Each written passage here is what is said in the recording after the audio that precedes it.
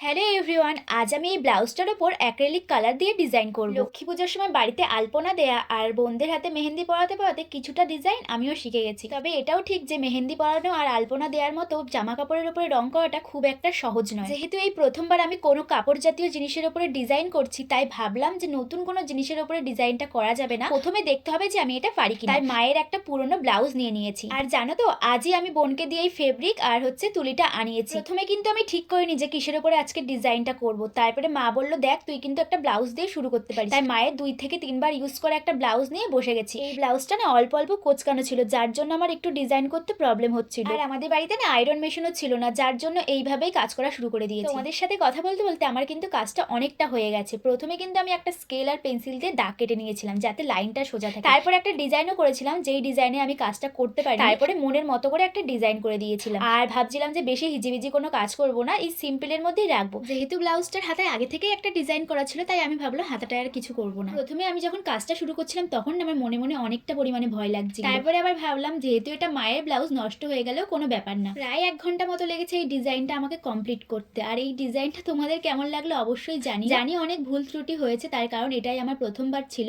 আশা করি আস্তে আস্তে তোমাদের সাথে আরো নতুন নতুন ডিজাইন শেয়ার করতে পারবো। আজকে আমার এই কাজটা তোমাদের কেমন লাগলো অবশ্যই কিন্তু জানিও। সো চলো টাটা সবাইকে।